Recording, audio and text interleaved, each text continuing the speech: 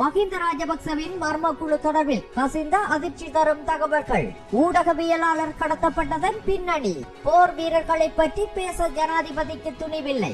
நாடாளுமன்றத்தில் சீறிய நாமல். வடக்கு கிழக்கில் தலை தூக்கும் இனவாதம். கொந்தளிக்கும் மஹிந்த தரப்பு. 154 கடவுச்சீட்டுகளுடன் சிக்கிய பெண். விசாரணைகளில் வெளியான திடுக்கிடும் தகவல். யாழில் போலீஸ் அதிகாரி செய்த சட்டவிரோத தொழில். அதிரடி காட்டிய குற்றப்புலனாய்வு பிரிவு. தப்பி ஓடியவர் கிரேமுள்ள சஞ்சீவ் கொலை வழக்கு தொடர்பில் கசிந்த உண்மைகள். நீதிமன்றத்தில் குற்றப்புலனாய்வு திணைக்களம் சபை. விவசாயிகளுக்கு வெளியான மகிழ்ச்சி தகவல். விவசாய பிரதி அமைச்சர் வெளியிட்ட அறிவிப்பு. பெண்கள் குறித்து சர்ச்சைக்குரிய கருத்து. மன்னிப்பு கோரிய தென்கொரிய ஆளுநர். முன்னாள் ஜனாதிபதி மஹிந்த ராஜபக்சவின் ஆட்சி காலத்தில் அரசுக்கு எதிராக குரல் கொடுத்தவர்களையும் ஊடகவியலாளர்களையும் அடக்குவதற்காக பயன்படுத்தப்பட்டதாக கூறப்படும் ட்ரிபோலி புலனாய்வு குழு தொடர்பான முக்கிய தகவல்களை பத்திரிகையாளர் சங்கத்தின் முன்னாள் தலைவரும் தற்போது ஜெர்மனியில் வசித்து வரும் பத்திரிகையாளர் சனத் பாலசூரிய வெளிப்படுத்தியுள்ளார். இனிய ஊடகம் ஒன்றுக்கு வழங்கிய நேர்காணலில் அவர் இந்த இரகசிய விடயங்களை பகிர்ந்துள்ளார். மேலும் அவர் அண்மையில் வெளியிட்ட குயிஸ் லசந்த என்ற நூலில் மறைந்த ஊடகவியலாளர் லசந்த விக்ரமசிங்கவின் கொலை சம்பவம் தொடர்பான முழுமையான விவரங்களையும் அதனுடன் தொடர்புடைய ட்ரிபோலி புலனாய்வு குழுவின் செயற்பாடுகளையும் பதிவு செய்துள்ளதாக தெரிவித்துள்ளார். அவரது கூற்றுப்படி ட்ரிபோலி என்பது யாழ்ப்பாணத்தில் இயங்கி வந்த ராணுவ புலனாய்வின் 2வது பிரிவுடன் இணைந்த ஒரு ரகசிய குழுவாகும். இந்த குழு செயல்பட்ட இடம் மருதானையில் இருந்த பழைய ட்ரிபோலி சந்தை கட்டிடமாகும். அந்த இடத்தில் இயங்கியதன் காரணமாகவே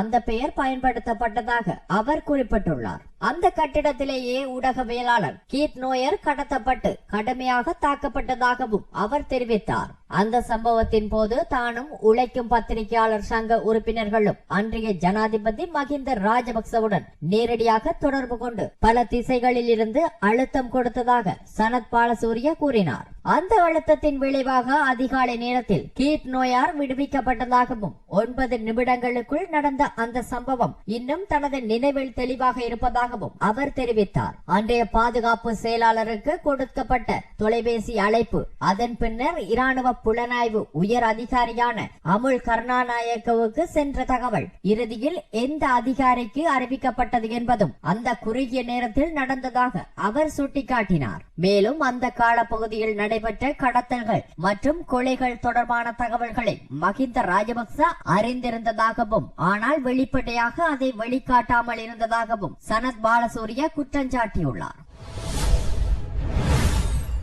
விடுதலை புலிகள் அமைப்புக்கு எதிராக இலங்கை ராணுவம் பெற்ற வரலாற்று சிறப்புமிக்க வெற்றியை சுதந்திர தின உரையில் குறிப்பிடுவதற்கு ஜனாதிபதி அனுரகுமார திசாநாயக்க தயக்கம் காட்டியதாக நாடாளுமன்ற உறுப்பினர் நாமல் ராஜபக்ச நேற்று கடுமையாக விமர்சித்துள்ளார்.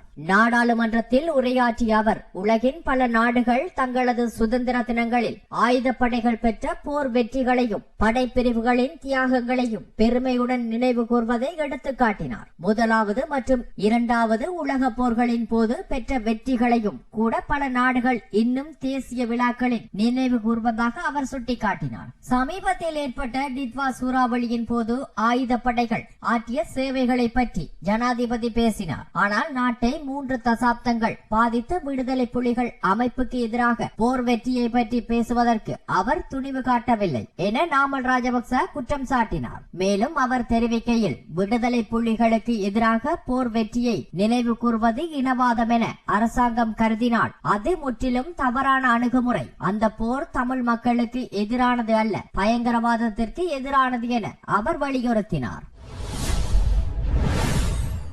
இலங்கையின் 78வது சுதந்திர தினத்தை முன்னிட்டு வடக்கு மற்றும் கிழக்கு மாகாணங்களில் கரிநாள் அனுஷ்டிக்கப்பட்டு பேரணிகள் நடத்தப்பட்டமை குறித்து ஸ்ரீலங்கா பொதுஜன பெரமுன கட்சி கடும் எதிர்ப்பை வெளிப்படுத்தியுள்ளது.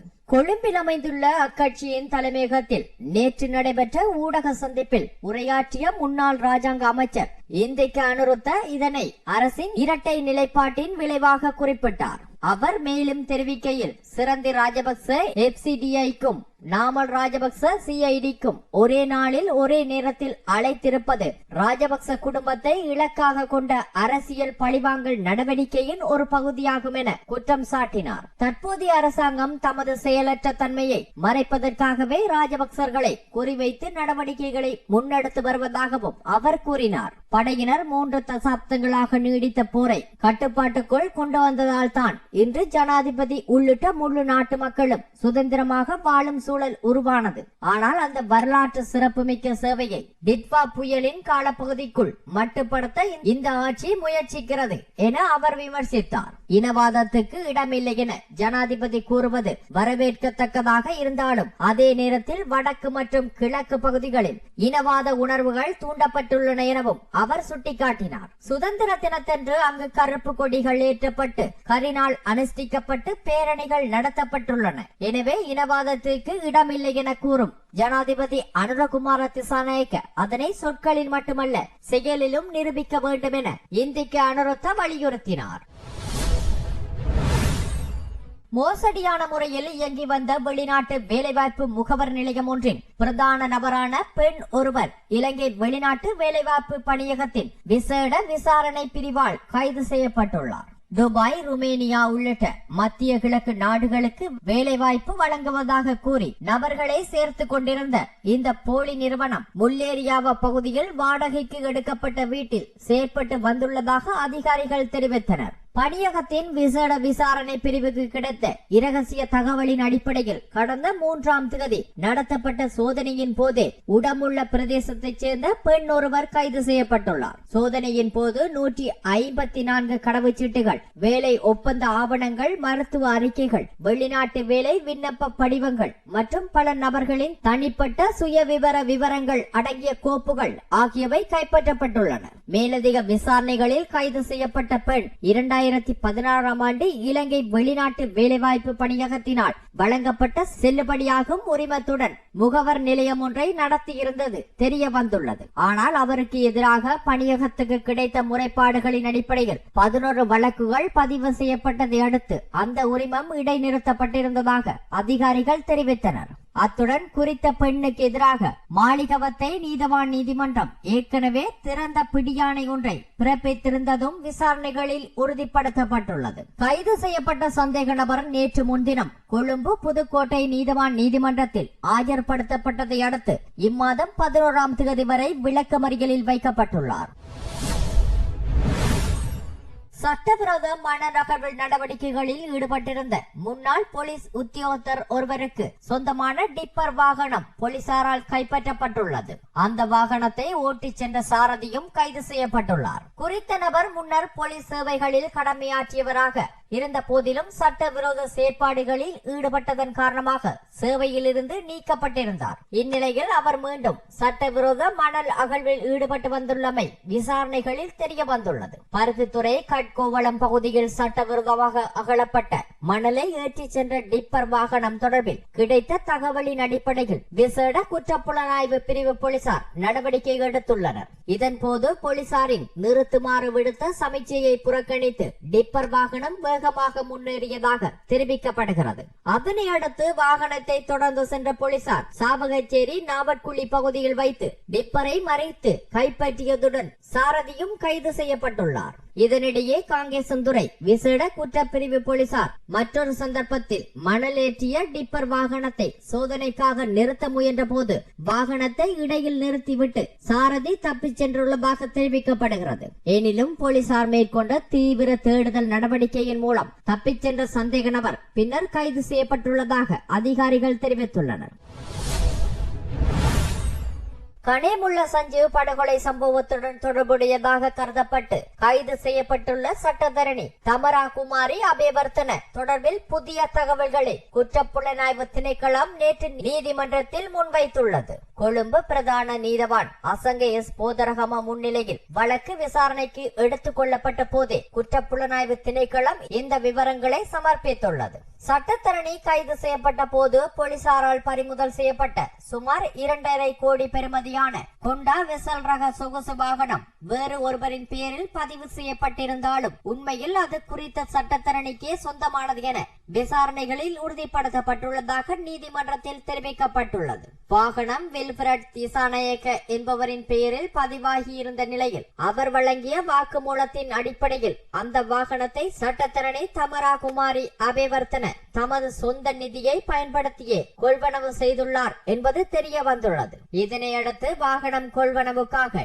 நிதி எவ்வாறு திரட்டப்பட்டது, மேலும் சந்தேக நபரின் வங்கிக் கணக்குகளில் இடம்பெற்ற பெருந்தொகை பணப்பரிமாற்றங்கள் தொடர்பாகவும் சிஐடி விரிவான விசாரணைகளை ஆரம்பித்துள்ளதாக தெரிவித்துள்ளது. தற்போது குறித்த சட்டத்தரணி பயங்கரவாத தடை சட்டத்தின் கீழ் பிறப்பிக்கப்பட்ட தடுப்பு காவல் உத்தரவின் அடிப்படையில் தடுத்து வைக்கப்பட்டு விசாரணைக்கு உட்படுத்தப்பட்டு வருவதாக அதிகாரிகள் நீதிமன்றத்தில் அறிவித்தனர். மேலும் கொலை சம்பவத்தை நிறைவேற்றியதாக சந்தேகிக்கப்படும் துப்பாக்கிதாரிக்கு சட்டத்தரணி 2 கழுத்து பட்டிகள், சட்டத்தரணிகள் பயன்படுத்தும் வகையிலான ஸ்டிக்கர் ஒட்டப்பட்ட வாகன வசதி, தண்டனை சட்ட கோவை மற்றும் குற்றவியல் நடைமுறை சட்ட கோவை ஆகிய சட்ட நூல்கள், போலி சட்டத்தரணி அடையாள அட்டை தயாரிப்பதற்கான புகைப்படங்கள் உள்ளிட்ட பல பொருட்களை வழங்கியுள்ளார் என்பதும் விசாரணைகளில் வெளிப்படுத்தப்பட்டுள்ளதாக தெரிவிக்கப்பட்டுள்ளது. இந்த சம்பவம் தொடர்பான மேலதிக விசாரணைகள் தொடர்ந்து முன்னெடுக்கப்பட்டு வருவதாக குற்றப்புலனாய்வு திணைக்களம் நீதிமன்றத்தில் உறுதிப்படுத்தியுள்ளது.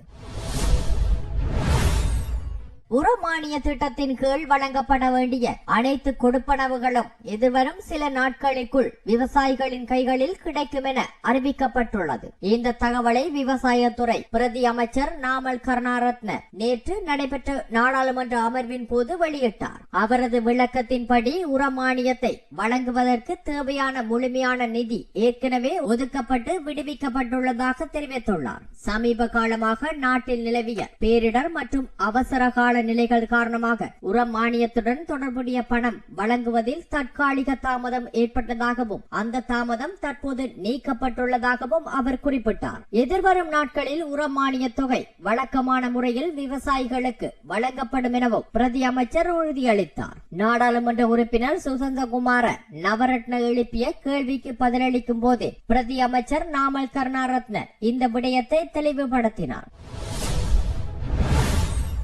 கிராமியப்புறங்களில் குறைந்து வரும் மக்கள் தொகையை ஈடு செய்வது தொடர்பாக உரையாற்றிய போது இலங்கை பெண்களை குறித்து அவமதிக்கும் விதத்தில் கருத்து தெரிவித்ததாக சர்ச்சையில் சிக்கிய தென்கொரியாவின் ஜிண்டோ கவுண்டி ஆளுநர் கிம் கி சூ தற்போது அதற்காக அதிகாரப்பூர்வமாக மன்னிப்பு கோரியுள்ளார். தெற்கு ஜொல்லா மாகாணத்தில் நடைபெற்ற ஒரு பொதுக்கூட்டத்தில் உரையாற்றிய அவர் கிராமப்புறங்களில் நிலவும் மக்கள் தொகை வீழ்ச்சிக்கான தீர்வாக இலங்கை மற்றும் வியட்நாமிய கன்னி பெண்களை கொண்டு வருவது குறித்து பேசினார். இந்த உரை நேரலை ஒளிபரப்பின் மூலம் வெளியானதை அடுத்து தென்கொரியாவிலும் உலகளாவிய ரீதியிலும் கடும் எதிர்ப்பும் கண்டனங்களும் எழுந்துள்ளன. அவரது கருத்து பெண்களை அவமதிக்கும் வகையிலும் வெளிநாட்டு பெண்களை பொருட்களாக கருதும் அணுகுமுறையுடனும் இருப்பதாக பல தரப்பினரும் விமர்சித்தனர். குறிப்பாக இலங்கை மற்றும் வியட்நாமிய பெண்களை குறிப்பிட்ட விதம் இனவெறி மற்றும் பாலின பாகுபாட்டை வெளிப்படுத்துவதாக சுட்டிக்காட்டப்பட்டது. இந்த நிலையில் தனது கருத்து தொடர்பில் வருத்தம் தெரிவித்துள்ள